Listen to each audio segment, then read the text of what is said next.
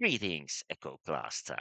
I'm Commander Koski, and welcome to MEGARENA Experience. As you know, we are all waiting for the MEGARENA to start, and because of that, we all had to go here into games, and from there, interest and arena sign up. And when you click here, the interest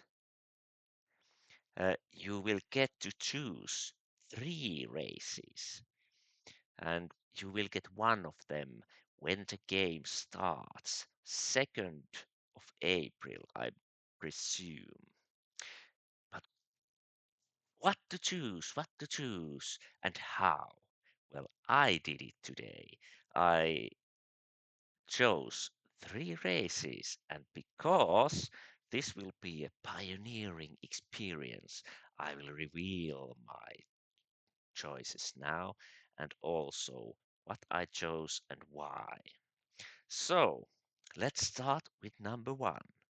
I went here to ranks, and of course, when you think about the melee environment, as my first pick, I chose the Horse Plague. Yes, as we had this discussion in the public activity feed, Dioxymoronic kind of hinted that he hates the whore wasps.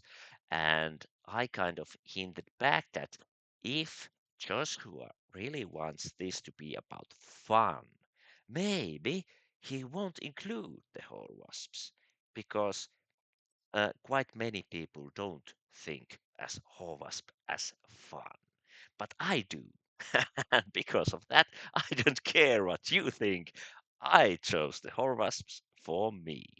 So here I've won twice. Once I've resigned and once I've died. So it's a nice track record. But from here you can go to ships. What ships I have there as active? And of course, for Horwasps, choosing your ships and advantages is quite simple. Uh, you kind of take all except something. And for me, that something to disable was the armored nest. I personally don't really understand what to do with it. So I disabled it to be able to click something else nice for me. And the one nice thing to choose is the red might. Yes, it's like a glory device that you can make on every planet every turn and shoot an invisible missile against the enemy. Uh, it's actually very useful because without that kind of might, the Wasp is pretty helpless against a single Gemini colonies of man ficta sweeping ship. So against those, that's an excellent add-on. Uh, Without something like that, they could just fly a couple of Geminis all around Horror space and take all proto fields away. So no. And from the advantages, I disabled lay large minefields. And why is that? That's simply because it's quite hard for Horwasp to create a large minefield. You have to create multiple protofields of max size 200 or 500 uh, clans, 2500 clans, and it still is pretty uh, waste of resources. So it's better to make a lot of small ones than not a big one. And then you can enable the call to hive, which is quite interesting. The hives uh, gather from surrounding planets those colonists, Horvasp colonists, into the hive. It's a little niche thing. But this was my first pick. Uh, can I get it? Maybe I won't. Maybe Joshua is smart enough to not put the horrors there, but maybe he wants to test it. If it works, if people find it fun or not. Or maybe it ruins everything. But if he wants to test it, this is the game to test it. Okay, that was my first pick. Now, what is my second pick? Hmm, let's see. Somebody has liked my YouTube. Who is it? It's Planet Lord. Of course, he's a great guy. Thanks, Planet Lord for liking my post. Okay, let's go to my second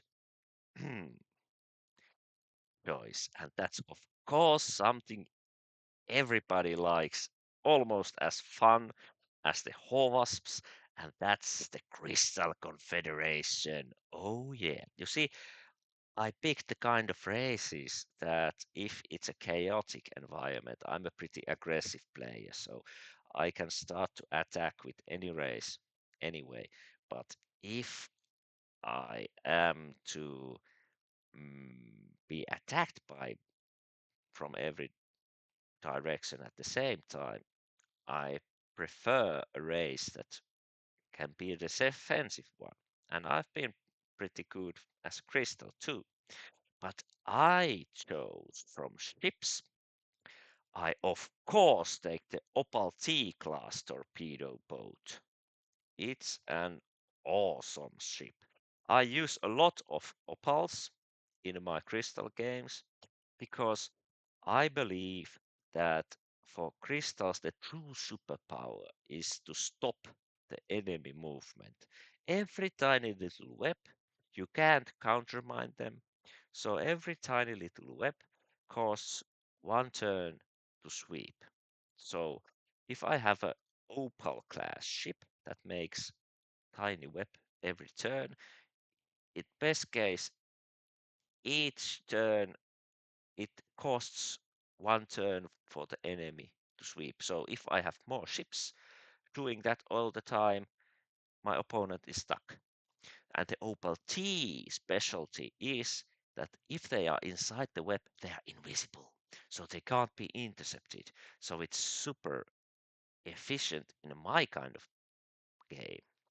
And another thing to active is Imperial Topaz class gunboats because I actually use even the regular topaz. It's an excellent with the opals to make counter attacks when the enemy is attacking and then you have taken a planet and he takes your planet and there's just that one clan on the planet and it's about who has more ships. When he's not on the planet, that topaz can go to reclaim the planet. Just that one clan that's on there. So it's good for that and it's good for testing and it's good for later on money transfers. So it's a very good ship. But Topaz class gunboats is of course a whole nother level of firepower and can be used a lot better. Then there would be this would be an excellent addition, but it's so expensive. No, I'm not gonna need it. The pyrite would be nice, but no, I'm not gonna need it. I'm actually using pretty much everything else except the Crystal Thunder. I can disable it because uh, it's extremely strategically important ship later on in the game. But if you are going to have to pay for your own fighters, uh, it's going to cost a lot to fill. And if you can pay for some other player to build fighters, why don't you buy a carrier at the same time? And most carriers are better than that Thunder. So let's go with these. These are fun. I'm not taking this too seriously. Then I have the advantages, and from here, okay, star-based mine laying and star-based mine sweeping, because I'm not sure how the build queue will turn out to be. And if it will be filled very fast, you can't get new ships maybe very easily, but you can build as many star bases as you have planets. So if you have both mine laying and minesweeping capability for the planets, it's like you can increase your all around potential, even though the enemy you can't build ships, but you can build your capabilities with these by using the star bases. And also from here, I chose the improved fuel economy because it should be interesting. It should be, uh, should help a lot about moving around, especially with those opals and topazes. They can fly in the void. Yeah, those are my picks. And yes, you choose them by clicking the ship and enabling and disabling. I had over 100,000 Giga credits before I went shopping. Another like. Oh no, who's that? That's Relic. Relic is awesome too. Oh yes, thanks Relic. And now my third pick, which is almost as nice as Horwasp and Crystalline. It's the robot. So as I said, I picked defensive races. So if somebody comes from every direction, I have something in storage for them. And this is the most interesting. I'm sure you'll raise your eyebrows. First of all, from advantages, I picked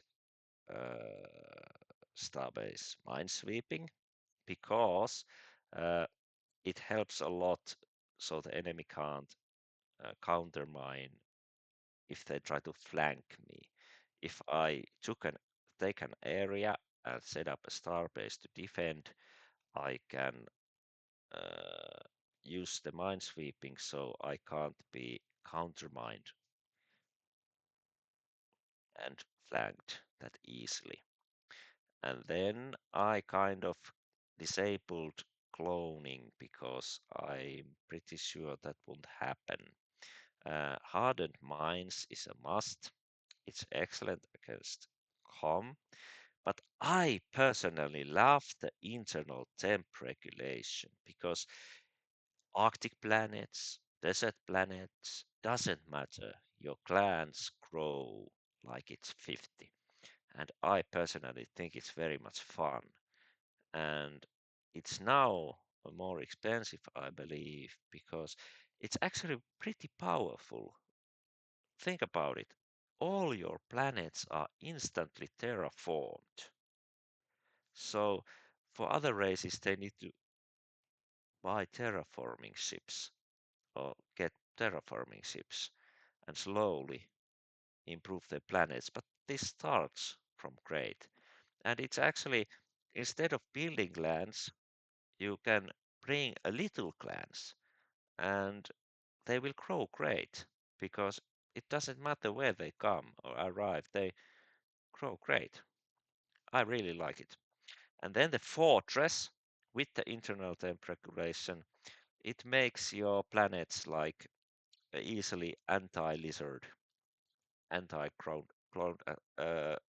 assault, anti-Horvast ground splash damage ground assault. And for the robot, especially improved fuel economy would be interesting. And for the ships, uh, there's a lot of interesting choices. Iron Slave class spaceships, even in normal games, I use them quite a lot to transfer money and to transfer fighters and to scout. But now I have even better options here. I've got the Tug, which can tow ships. I have the Scout that has the planet immunity. So wonderful little ships. And I disabled the pawn class spaceship. I took the pawn B class spaceship because this is excellent and important because being able to check out, for example, if there are some amorphous planets there in the enemy, when you are attacking on the offensive, you can check where are those uncolonized planets, and then uh, this is actually I use pawn usually only as an offensive scout. I build only one or two of them, but they often give me critical information about where I can land safely. And the B class spaceship costs 200 uranium less, so it's pretty darn good improvement.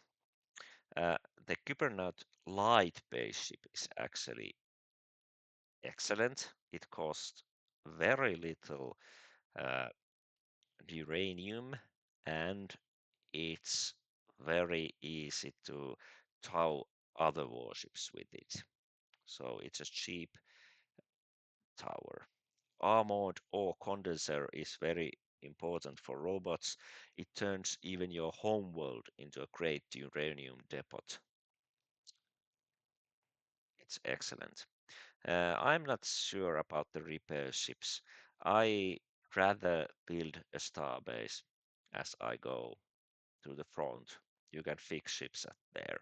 So it would be nice, but it's not that needed. And Instrumentality is a great ship. It's a powerful ship for level 6, but mm, I don't need it that much as I have now the Cybernaut light base ship to replace it because I will use the uranium for my bigger ships. And this is the thing that will make people sigh. I've disabled the golem and I've activated the automa. And why? Well, because golem costs 50. And if you have zillion automas, it's still pretty powerful. And you can get more automas than golems. And I think it's funny. It will cause problems with, especially with the whole wasps, but uh, I'll try it out. Let's see. I've done it before, and I just love the design. It's so silly. This thing revolves around there, and it always makes me happy when I do my turns. So keeping up your motivation and having good energy is the most important things you can have in a game. But these were the races I chose. These were the uh, advantages I chose, and that's how I did it. I went from here to the races I picked. I chose the race, and from the ships and advantages, I activated and disabled them until I had 500 here. It was awesome and fun. And see you in the Hey MEGARENA. Hi.